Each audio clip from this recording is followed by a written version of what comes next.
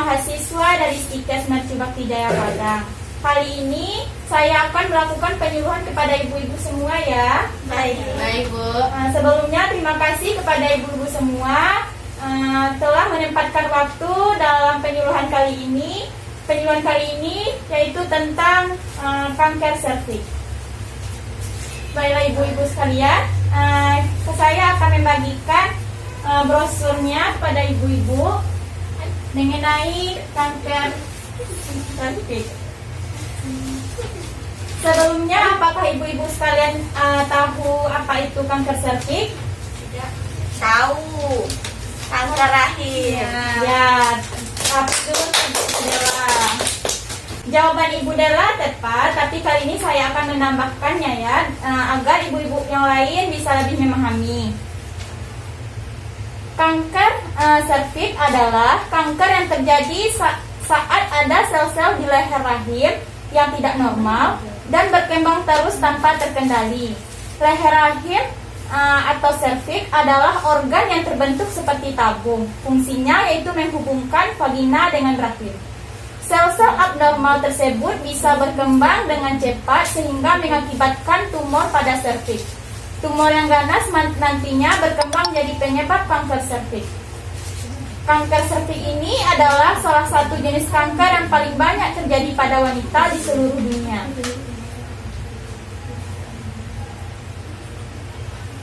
Baiklah ibu-ibu sekalian, apakah ibu sekalian paham apa itu kanker serviks? Paham. Baiklah, saya akan lanjutkan yaitu apa penyebab dari kanker serviks. Sebelumnya, apakah ibu-ibu sekalian tahu penyebab dari kanker serviks? Tidak. Tahu. Apa? Seperti memakai pakaian kotor. Betul sekali. Baiklah, di sini saya akan menambahkan jawabannya. Apa itu penyebab dari kanker serviks? Penyebab kanker serviks hingga saat ini yaitu mulai berhubungan seks di usia dini, memiliki lebih dari satu partner seksual, memiliki daya tahan tubuh lemah, mendeteksi infeksi menular seksual seperti gonore, chlamydia, dan sifilis. Infeksi HPV sebenarnya dapat sembuh dengan sendirinya, namun pada sebagian wanita, infeksi HPV memicu kondisi prakanker yang disebut dengan displasia serviks. Jika tidak segera ditangani, kondisi prakanker ini bisa berkembang menjadi kanker dalam 5-30 tahun ke depannya. Selain infeksi HPV, ada beberapa faktor lain yang diketahui bisa meningkatkan risiko seseorang mengalami kanker serviks, yaitu merokok, mengkonsumsi pil kabel selama 5 tahun atau lebih, melahirkan lebih dari 5 anak atau melahirkan di bawah usia 17 tahun, dan mengkonsumsi obat pencegah keguguran dalam masa kehamilan. Baiklah ibu-ibu sekalian, apakah ada yang ingin ditanyakan? Baiklah, saya akan lanjutkan yaitu tanda dan gejala dari kanker serviks. Sebelumnya, apakah ibu-ibu sekalian tahu apa itu tanda dan gejala pada kanker serviks? Tahu. Silakan kepada Ibu Suci. Tanda gejala kanker serviks seperti haid tidak teratur, kemudian nyeri panggul, kemudian keputihan atau keluar cairan, putih kekuningan, dan nyeri saat berhubungan seks. Baik, jawaban dari Ibu Suci benar. Di sini saya akan menambahkan lagi ya supaya ibu-ibu sekalian lebih paham. Tanda dan gejala kanker serviks pada tahap awal, wanita dengan kanker serviks stadium awal dan prekanker tidak akan mengalami gejala. Pasalnya, kanker leher rahim tidak menunjukkan gejala awal hingga tumor terbentuk. Tumor kemudian bisa mendorong organ di sekitar dan mengganggu sel-sel sehat. Gejala kanker leher rahim bisa ditandai dengan ciri-ciri: 1. Perdarahan tidak wajar dari vagina seperti perdarahan padahal tidak haid, menstruasi yang lebih panjang, perdarahan setelah atau saat berhubungan seks, setelah menopause, setelah buang air besar, atau setelah pemeriksaan panggul. Siklus menstruasi jika tidak teratur seperti yang disebutkan oleh Ibu Suci tadi. Menstruasinya tidak teratur, nyeri pada panggul, di bagian perut bawah, nyeri saat berhubungan seks, nyeri di pinggang, ada disebutkan oleh Ibu Suci tadi seperti nyeri panggul, badan lemas dan mudah lelah, berat badan menurun padahal tidak sedang diet, kehilangan nafsu makan, keputihan yang tidak normal seperti berbau menyengat atau disertai dengan darah. Apakah ibu-ibu sekalian paham gejala kanker serviks? Paham. Baiklah, saya akan lanjutkan yaitu pencegahan penyakit kanker serviks. Sebelumnya, apakah ibu-ibu tahu apa pencegahan dari kanker serviks? Tahu, Bu. Apa itu, Ibu? Tidak berganti dari pasangan seksual, melakukan vaksinasi HPV, hindari terpapar asap rokok, tidak melakukan hubungan seksual pada usia dini, dan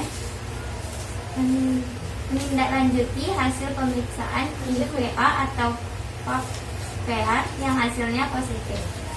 Baiklah ibu sekalian, jawaban Ibu Khalifah Reza betul sekali, yaitu rutin menjalani pemeriksaan Pap smear, lakukan tes DNA HPV, itu selanjutnya hindari terpapar asap rokok, tidak berganti-ganti pasangan. Di sini saya juga akan menambahkan pencegahan kanker serviks, yaitu rutin menjalani pemeriksaan Pap smear. Pap smear merupakan salah satu cara terbaik sebagai pertahanan pertama untuk cegah kanker serviks. Metode ini berfungsi untuk mendeteksi sel-sel dalam leher rahim yang berpotensi menjadi kanker nantinya. Yang kedua, lakukan tes DNA HPV. Cara lain yang bisa ibu-ibu sekalian lakukan sebagai bentuk pencegahan terhadap kanker yaitu tes DNA HPV. Selanjutnya, lakukan vaksinasi HPV. HPV baik wanita maupun laki-laki yang berusia 9 sampai 25 tahun dianjurkan untuk cara lain yang tidak kalah penting sebagai upaya pencegahan kanker serviks adalah melakukan vaksinasi, mendapatkan vaksin HPV. Artinya mencegah kanker serviks sudah bisa dilakukan sejak usia dini. Hindari merokok. Ibu-ibu sekalian bisa melakukan pencegahan terhadap kanker serviks dengan tidak merokok. Ini merupakan salah satu cara untuk menjauhkan dan mencegah ibu-ibu sekalian dari risiko kanker serviks. Selanjutnya yaitu selalu lakukan seks dengan aman. Penularan virus HPV ini bisa ditularkan melalui hubungan seks yang tidak aman, misalnya tidak menggunakan kondom. Masalahnya, virus HPV tidak hanya dapat ditularkan melalui penetrasi semata. Selanjutnya yaitu jaga kebersihan vagina. Tidak hanya melakukan hubungan seks yang aman, langkah-langkah pencegahan kanker serviks yang bisa ibu-ibu sekalian lakukan yaitu dengan menjaga kebersihan vagina. Cara ini sangat penting untuk dilakukan khususnya sedang menstruasi dan keputihan untuk mencegah terjadinya kanker serviks. Nah, pencegahannya mudah ya ibu-ibu sekalian, maka dari itu mencegah lebih baik daripada mengobati. Kan ibu-ibu sudah tahu apa upaya untuk mencegah penyakit kanker serviks. Selanjutnya yaitu makanan yang dihindari pada kanker serviks, yaitu makanan dan minuman beralkohol, misalnya bir, wine yaitu anggur fermentasi, sake yaitu minuman asal Jepang yang terbuat dari fermentasi beras. Minuman keras ini sering diminum oleh masyarakat negeri Sakura saat musim dingin. Selanjutnya yaitu whisky, terbuat dari tumpukan biji-bijian yang difermentasi, ada campuran jagung, rai, dan gandum. Selanjutnya yaitu makanan berlemak seperti alpukat, telur, ikan, keju, coklat, kacang. Ibu-ibu sekalian boleh mengkonsumsi makanan berlemak, tapi jangan berlebihan ya, terjadinya kanker serviks. Selanjutnya yaitu kelebihan protein. Meski dibutuhkan tubuh, protein dapat menjadi makanan penyebab kanker serviks jika dikonsumsi terlalu berlebihan. Ini telah melalui penelitian di awal abad ke-20 oleh John Bird, seorang peneliti kanker Skotlandia, yaitu menyebutkan bahwa Pertahanan utama tubuh untuk melawan sel-sel kanker berkembang adalah pankreatin. Selanjutnya itu makanan olahan. Nitrat adalah zat alami yang terdapat di udara, permukaan air, air tanah, dan tanaman. Makanan olahan juga menggunakan nitrat untuk mengawetkan daging merah olahan. Setelah makanan yang mengandung nitrat dikonsumsi, tubuh mengubah nitrat menjadi nitrit yang dapat berubah menjadi nitrosamin. Bukti ilmiah menunjukkan bahwa nitrosamin menyebabkan kanker pada manusia. Selanjutnya yaitu makanan yang terkontaminasi alfaktosin. Jika ibu-ibu suka makan kacang, pilihlah kacang, biji-bijian atau kacang polong yang masih segar. Kacang-kacang tidak segar rentan ditumbuhi beberapa jamur yang dapat menghasilkan zat karsinogenik selama pemrosesan, penyimpanan, dan suplai. Selanjutnya yaitu makanan yang mengandung indeks glikemik tinggi. Indeks glikemik adalah nilai yang menunjukkan potensi peningkatan gula darah dari karbonat yang terkandung dari makanan. Makanan yang dicerna secara perlahan seperti kebanyakan sayuran dan tepung, kacang-kacangan dan buah dapat mendorong kadar glukosa darah stabil dan memiliki peningkat IG yang rendah. Selanjutnya itu makanan yang dibakar. Makanan pemicu kanker serviks adalah yang dibakar karena dapat menghasilkan zat karsinogenik yang disebut dengan PAHS. Selanjutnya itu makanan mengandung pemanis buatan. Makanan yang mengandung pemanis buatan termasuk aspartam, sakarin, dan siklamat seperti pada makanan kemasan. Ini menjadi salah satu makanan pemicu kanker serviks. Selanjutnya yaitu makanan yang dianjurkan pada kanker serviks, yaitu seperti kubis atau teh hijau. Apakah ibu-ibu sekalian tahu dengan teh hijau? Baik. Apa itu teh hijau, Bu? Teh yang berasal dari daun-daunan. Jawabannya tepat. Di sini saya akan menambahkan teh hijau ini adalah tanaman yang tumbuhan yang berasal dari Camellia sinensis. Minuman ini digunakan dalam pengobatan Jepang dan Cina sudah berabad-abad lamanya. Proses pengolahan teh hijau lebih singkat dibandingkan jenis teh lainnya seperti teh hitam sehingga kandungan ini tetap terjaga. Selanjutnya kacang-kacangan, yaitu seperti tempe, kacang polong, kacang merah, dan kacang mente. Selanjutnya yaitu wortel. Selanjutnya buah beri seperti stroberi, raspberry, dan cranberry. Selanjutnya yaitu daging tanpa lemak. Daging tanpa lemak ini yaitu contohnya dada ayam, kalkun putih tanpa kulit, punggung kambing, bahu kambing, kaki kambing. Selanjutnya yaitu obat tradisional untuk penderita kanker serviks, yaitu kunyit putih. Apakah ibu-ibu sekalian tahu itu kunyit putih? Tidak. Kunyit putih memang tidak identik dengan bumbu masak berwarna kuning. Namun tanaman ini memiliki jenis lain yang disebut dengan kunyit putih. Sesuai namanya, tanaman ini lebih cenderung berwarna putih dengan semburat kekuningan. Tanaman herbal yang satu ini diyakini dapat membantu pengobatan kanker serviks secara alami. Kunyit putih ini bentuk kuku seperti kunyit tapi warnanya putih, agak kekuningan, Bu. Selanjutnya yaitu jintan hitam. Apakah ibu-ibu sekalian tahu jintan hitam? Tidak, Bu. Jintan hitam ini yaitu memiliki bentuk seperti biji-bijian tapi warnanya berwarna hitam dan bentuknya kecil.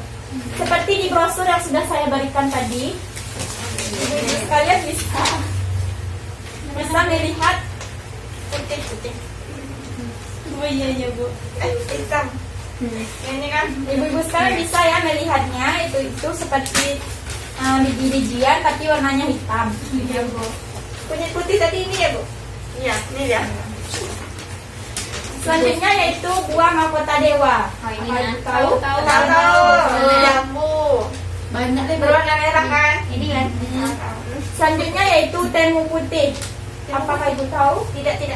Temu putih ini seperti jahe, bentuknya seperti jahe, agak mirip seperti jahe. Selanjutnya yaitu kemangi. Berdasarkan hasil penelitian yang dimuat dalam jurnal Media Farmasi dan kemangi memiliki kandungan ekstrak etanol yang berpotensi bersifat sitotoksik dan apoptosis. Oleh karena itu, obat kemangi ini termasuk salah satu obat herbal yang dapat menghambat perkembangan sel kanker serviks. Selanjutnya, biji sirsak. Jika biasanya sirsak hanya dimanfaatkan daging buahnya, kini biji sirsak diduga bisa digunakan sebagai obat herbal untuk pengobatan kanker serviks. Hal ini disebabkan oleh adanya ekstrak etanol di dalam biji sirsak. Dan ibu-ibu sekalian, saya juga pernah belajar obat ini juga dapat mencegah Obat herbal ya. kanker serviks. Yaitu obatnya namanya Tipogel dan Zirzap. Yaitu membantu memelihara kondisi kesehatan pada penderita kanker, membantu memelihara daya tahan tubuh. Ini telah dibuktikan pada seorang dokter. Ternyata Tipogel ini sama Zirzap ini bisa menyembuhkan kanker serviks. Baiklah, apakah ibu-ibu paham dengan materi yang sudah saya berikan tadi? Baiklah ibu-ibu sekalian, apakah ada ibu-ibu yang ingin bertanya? Ada Bu. Apakah penderita kanker serviks bisa sembuh total? Baik, pertanyaan Ibu Suci sangat bagus. Beri tepuk tangan untuk Ibu Suci. Apakah penderita kanker serviks bisa sembuh total? Jawabannya bisa sembuh, tapi bisa pula kembali. Dalam beberapa kasus, kanker serviks dapat disembuhkan. Dokter menganggap seseorang dikatakan sembuh ketika kanker hilang selama pengobatan dan tidak pernah kembali. Apakah Ibu Suci paham? Insya Allah paham. Baiklah, sekarang evaluasi dengan materi yang sudah saya sampaikan tadi. Apakah ibu-ibu sekalian tahu dengan gejala kanker serviks? Tahu Bu. Apa itu Bu? Nyeri punggung, haid tidak teratur, nyeri saat berhubungan seksual, pendarahan spontan tidak pada masa haid atau di antara menstruasi, keputihan atau keluar cairan encer, putih kekuningan. Baiklah, jawaban Ibu Reza tepat sekali. Berikan aplaus untuk Ibu Reza. Baiklah, di sini saya akan menyimpulkan materi tentang kanker serviks yang telah saya jelaskan tadi, yaitu kanker serviks adalah kanker yang tumbuh pada sel-sel di leher rahim. Kanker ini umumnya berkembang perlahan dan baru menunjukkan gejala ketika sudah memasuki stadium lanjut. Oleh sebab itu, penting untuk mendeteksi kanker serviks sejak dini sebelum timbul masalah serius. Baiklah ibu-ibu sekalian, mencegah lebih baik daripada mengobati. Yuk kita cegah kanker serviks dan kanker serviks melalui deteksi dini. Baiklah ibu-ibu sekalian, saya telah selesai melaksanakan penyuluhan kepada ibu-ibu sekalian. Terima kasih kepada ibu-ibu sekalian telah menyempatkan waktunya 60 menit belakang ini. Terima kasih. Assalamualaikum warahmatullahi wabarakatuh. Waalaikumsalam.